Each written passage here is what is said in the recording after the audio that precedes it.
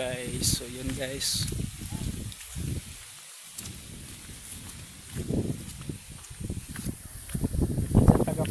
Taga probinsya.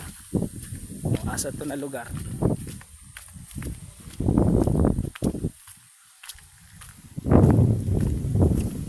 May nakarelate ba na ganitong kalsada? Mag-comment kayo kung anong lugar meron ganito. Katulad ganito na daanan.